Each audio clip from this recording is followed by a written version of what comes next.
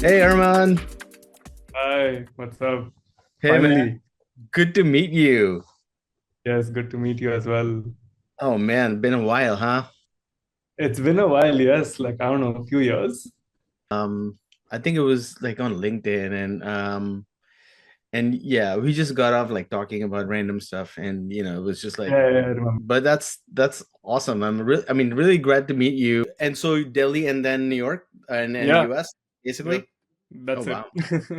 Because I was in engineering college, I never thought I'd be leaving India. I thought like I'll just graduate and I'll work like some engineering job and I'll be upset for the rest of my life.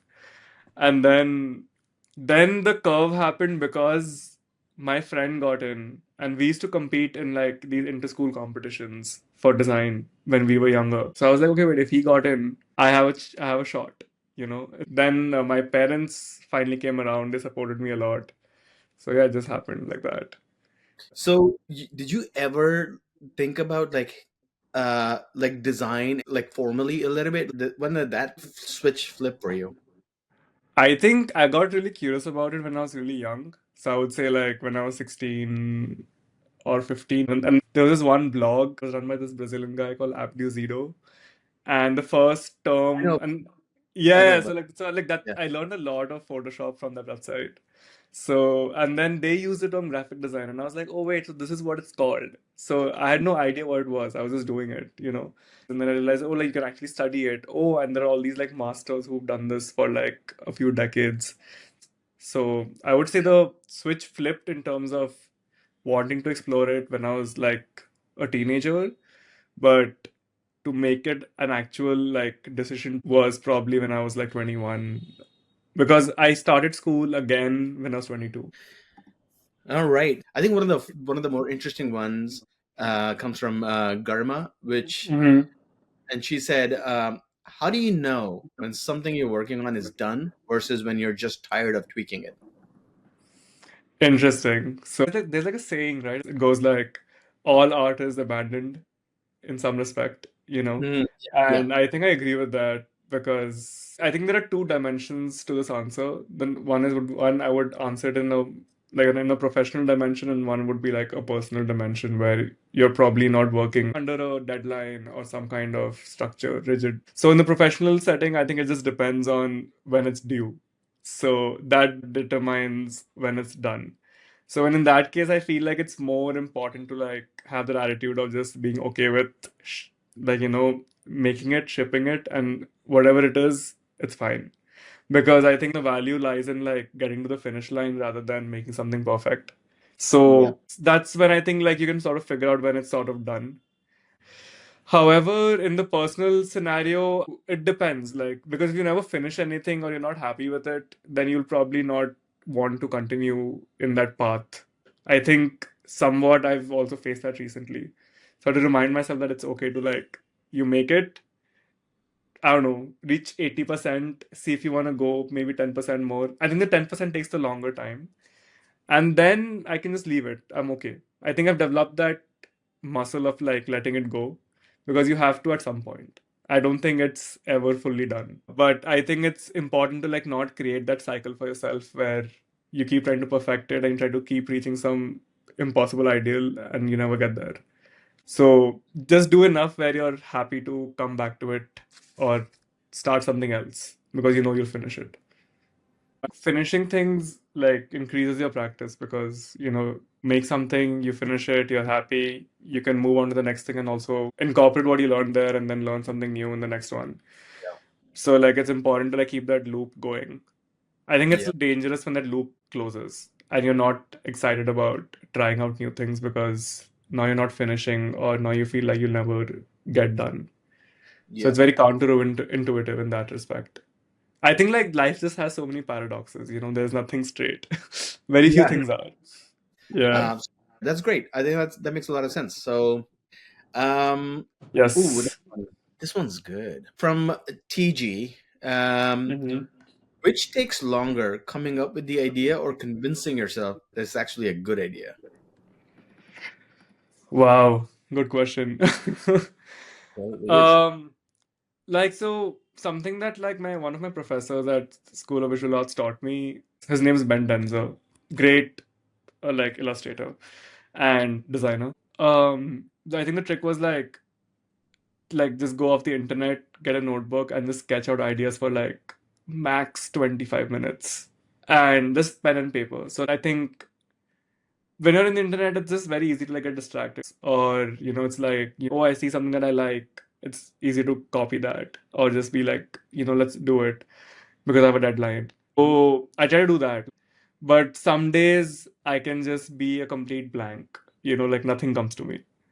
And in those moments, I think like some external pressure helps in that situation where it's like, okay, I have a deadline. I just need to get it out and I make it.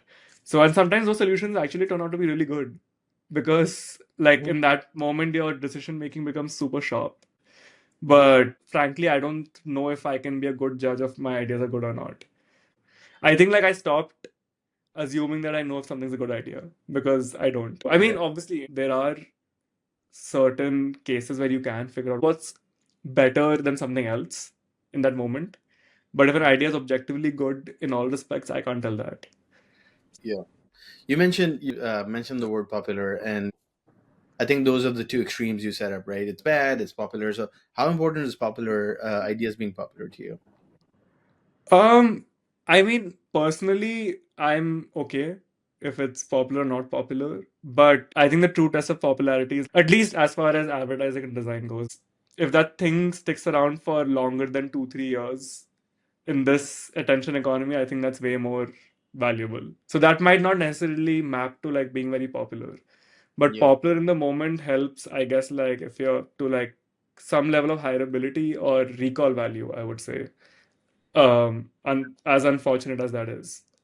I want to talk about this one next. I think this one from Claudia. She's wondering, how do you continue to build your skill base as a graphic designer, and do qualifications, like I think she meant like where you went to school and resume. Do qualifications matter when getting a job? Okay. Yeah, I mean, I've been in that position quite a few times, so I think I can answer from like my own personal experience. So continuing to build your skill base as a designer is hard. Like it's not easy because there's so much noise about what to focus on, which technology to learn, which tool set to invest in, like which like software, like there's just a whole multitude of things. But like to answer the question more directly, one would be like always leading with interest. So I think like it's good to sample a lot of things because the more interest you have, the more you'd want to like improve because you're like, you know what, I saw that, I want to make it and I want to get there, and that's what's driving you, nothing else. For example, like I got into 3D because I saw some people on Instagram just posting sick 3D work, and then I saw someone tag Cinema 4D. I was like, oh, what is that? I looked it up. I bought a license. I started learning, and it just connected so well. So I love that program, and I think like I've gotten really good at it only because I practice so much because I just wanted to make those cool things. So and also like now because you have all these AI tools available, if Hmm. you're genuinely stuck, you can ask it, you can wrangle some solution out. And also like another thing to like actually improve your skill is to like find out where you can reduce drudgery in your work. I think like that way you'll come up with like interesting solutions. For example, I recently wrote a script or like vibe coded a script for After Effects and it worked. Similarly, like I used it to like teach me expressions because I never understood how After Effects expressions work. I tried, failed, tried, failed. Finally, this year I got it because I kept asking ChatGPT to explain it to me. So I think in those ways you can improve your skill base, like, but always lead with interest. I feel like if you're not interested in it, you will just not want to pursue it. So, do qualifications matter when getting a job? In my experience, no. Nobody's ever asked me which school I went to, but almost everybody talked to me about my work. I think design hiring is a very double-edged sword in a good and a bad way. In design, at least, like for most part, your skills will be visible. Like anybody sees a portfolio, they can get an accurate sense of where they can place you.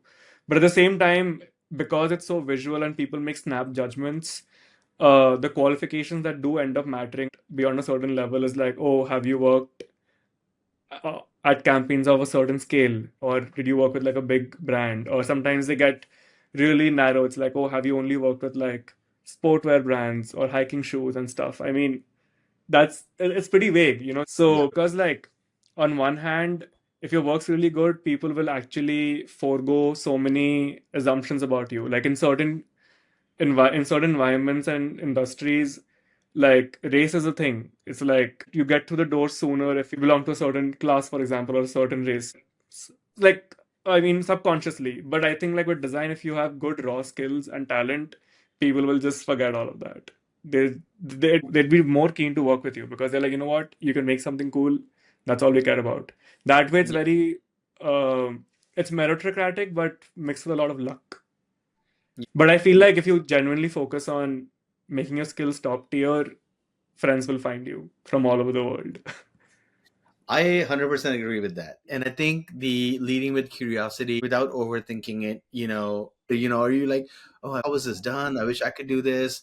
I think Yeah, just those very fleeting markers of curiosity are like embedded in your day to day, like, happenings. And that means that you're interested in it. It's speaking to you, it's poking you a certain way. yeah, So basically, it all falls under this really big umbrella of curiosity and as interest, as you said it. So I think that's pretty spot on. It's funny that you brought up, I guess, barriers of like race and class and stuff like that. And I agree, a good book will rise up, just on basis of merit. But it's harder for somebody who requires a work visa from getting a job as easily as who's like, you know what, she's got a great book, but the buck doesn't stop there, right? I mean, yeah. Okay, yeah. I think I want to clarify. I didn't address immigration or legal based barriers. That's the bigger problem. I mean, the past year has been like very topsy turvy with me with respect to visas. So, I mean, I totally get that. But like, yeah, I didn't add that caveat. Thank you for pointing it out. yeah, no, Yeah. and it's, I mean, I think that really may not apply to everybody, but especially with South Asians, they wish their work was enough. Yeah, You know, to be fair, I was differentiating between people who never get a reply back even if they apply to jobs versus people who do, or people who are like actively pursued for an opportunity.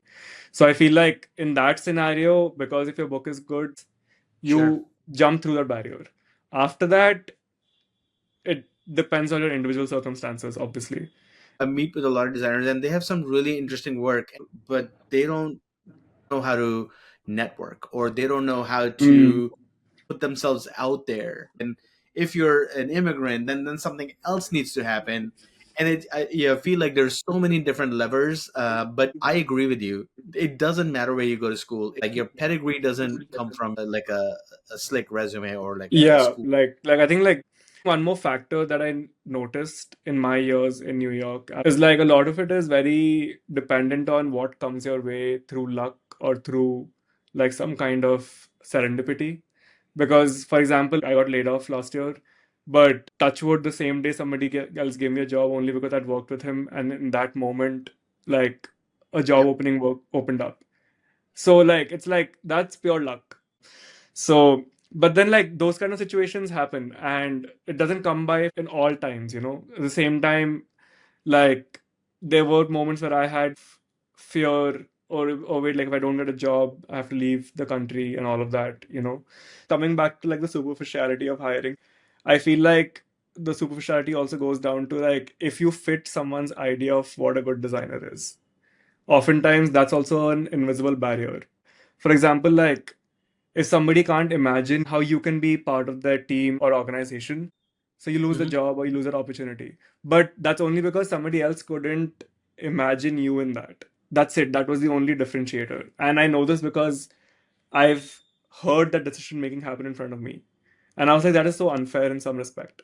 But at the Yeah. same time, if you do fit someone's idea of what a good designer is, then it's great. That's when like the breakthrough happens. So, and I think that makes it infinitely harder right now just to like get a job essentially. That was great. Okay. Okay, so Jaycee's, she's wondering, In an industry that's becoming increasingly competitive due to AI and market saturation, what skills or qualities do you think your junior designers should focus on to truly set themselves apart? I think we just covered that a little bit, but maybe we'll put a lens of AI on it. Yeah. I think by market saturation, I'm assuming it's probably about like there's just a lot more designers now, than any other time in history, I would say, at least online. Of course. So yeah, no, I think like it is. I think it's incredibly like hard right now for anybody who's graduating or like in a junior position to set themselves apart in some respect, because it's very easy to like, I guess, make like a cool looking image in mid journey, slap it on a hero on a website. I think the answer is in the question itself, like setting yourself apart. So Uh-huh. something that I noticed, and I was thinking about this the last week, is like whatever you're working on, if you work at like an octave of difficulty higher, that helps separate you. So I remember like I was doing a lot of 2D design, I was happy with it, but then I got interested in 3D, and that was like a bigger step up in terms of difficulty, in terms of what I was doing. But that made me so much freer because now I learned new technical skills that allowed me to like elevate my 2D skills, because now I could operate at a higher difficulty level. So I think like whatever you're doing, whatever you're interested in, if you can just take the next octave of difficulty and then operate in that, it makes it doubly hard for junior designers. But a lot of people won't be doing that next step. For example, if you're making prototypes on say Replit or Cloud Code, cool. But like, what if you actually finish and deploy it? Because there's a lot of complexity involved in like having a vibe coded app versus having it deployed on the app store or getting all signatures in and having like a exe file or a DMG file. So like that's Right. another octave of difficulty. It's Mhm. it's I know I'm asking a lot. I'm not making it easier, but I feel like the moment you move to the next octave of difficulty, a lot of people won't be doing that because nobody else is doing that next thing. It's like 20% of the effort takes you to 80%, like Pareto's law. But getting to that 100%, at 20% is a bitch. It's really hard, you know? Yeah. So, Yeah. but if you do that, that's the differentiator. Um, okay, so let's tackle this one now. I've been holding off on it. So it's from TG and Subset. What's the one thing design industry gets wrong about creativity? Oh man. I think the question can be answered by addressing, I think, the environment in which the design industry exists right now. And I think that might explain where it goes wrong and what it gets right. So, for example, budgets are just crunched everywhere. You have an agency model where like you're probably charging a lot of money for overhead. So clients don't like that and they have higher expectations of you. There are a lot more agencies who are also like pitching for the same work, and the work has to be produced fast at a decent enough quality and then it just disappears after 5 days. So it's in a really like shitty spot. I personally don't enjoy working in this environment, but unfortunately that's a reality. And in that case, creativity is not always the final thing that is the most important, in my opinion. So, in that respect, I feel like because of the environment that things are, the creativity aspect takes a hit. So, and then secondly, I think there's that mimetic sort of aspect to it where everybody copies each other. Like in design, I think it's more like what's the new hot thing, what's the new hot case study, and then there's just like do the same thing anyway. Because people chase what is similar, I don't think you remember a lot of things that you see. Like it truly doesn't hold you. And I think that's going to get even worse now. That's my hunch.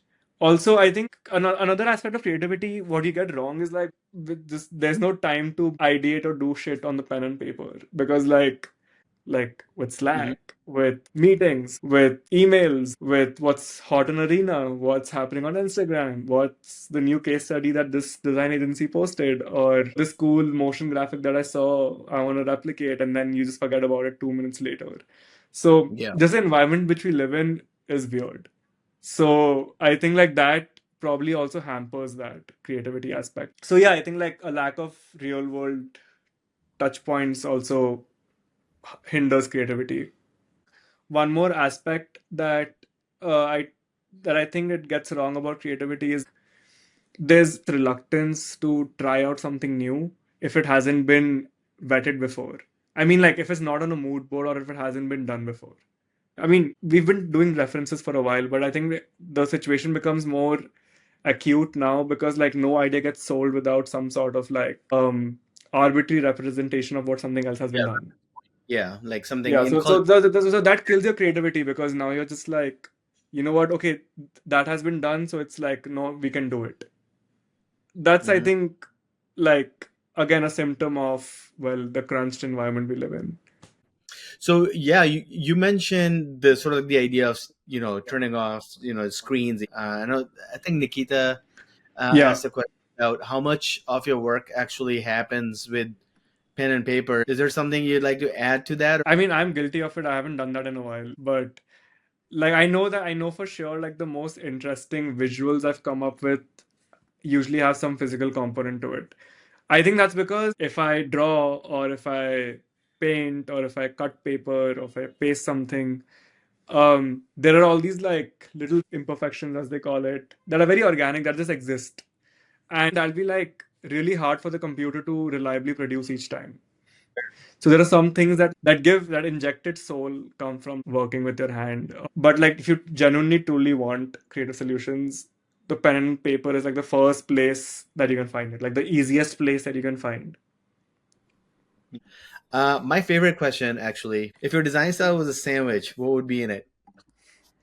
So is it like, do I need to have like real world ingredients or how does it work?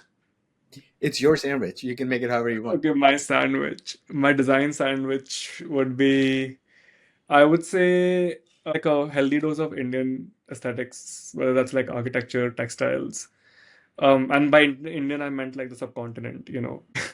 Another would be like Japanese graphic design. I was never really enthused by Swiss minimalism. I didn't really care for it. I still don't. But Japanese graphic design was like a great mixture of like taking whatever they learned from the West but combining it with their culture. So Mhm. a lot of Japanese graphic design would go into that sandwich. Then also two typefaces, Newhouse Unica and IBM Plex. I think I would add one more. It's called Tiffin by Universal Thirst. Like one of the founders of that foundry is Indian. These three typefaces would go into it because I think they just cover all my needs. Another would be like Cinema 4D because I love it. Another would be like toned paper because I've used too much of that in all my work. Yeah, it's a pretty big sandwich. What would I top it off with? I think I think you need the bread, if you will, to like hold the it all bread. together. Yeah, I'm trying to think. I'm trying to think what could be the one that this encapsulates all of it. It has Um, it has to be the Adobe Suite. I mean, I don't know what else could it yeah, be. okay. I would say yeah because like that's how I started. Yeah. That's awesome. Okay, I'll still slip in one more thing. It's this book, Elements of Typographical Style by Oh, Robert Bringhurst. I yeah. think that took my skill from here to here. Hmm. So yeah, it's a pretty stacked sandwich. That's good. In my design sandwich, I think the notepad will be the bread, and then I guess a lot of pencil shavings would be in there too. And then it gets pretty boring from there on. I'll use the basic, Creative Suite, for whatever tools. Figma will be in there probably. Very little coding would be in there. But yeah, that's it. It's pretty boring sandwich, Wait, what's your favorite real life sandwich? man. My favorite sandwich would be a bun. But thank you so much. Yeah, appreciate Yeah, thank you. on. And hey, before we head out, Yeah. tell me about part of the project that you did is now part of the permanent collection at MoMA. Oh, that was a Is surprise for me also. Yeah, it's There was a this big deal, right? one. That's a big deal. What? That's awesome. That's a big deal. Yeah, I mean, so basically, there was this one project I did at Mojo Supermarket called the Haunted Marketplace for Facebook. But essentially, the idea was they took all these items all across like houses in haunted houses in America and then they put them on Facebook Marketplace and that you could bid on and buy. And so that got some awards. It got some national news, like some news channel also covered it. I designed like the logotype and some things. So yeah, and then turns out it won some awards at something called the AICP, and that was held at MoMA this year. And then they put this ad as part of their digital permanent collection. So I was like, that's pretty cool. Like, nice. That was like nice surprise. Thank you so much for making the time, and I'm pretty sure we'll talk more soon. But Yeah. it was really fun. Have a good rest of Thank your you. day. Thank you so And much. Thanks for all the support. oh yeah, you're welcome. Absolutely. And I'm gonna stop recording. And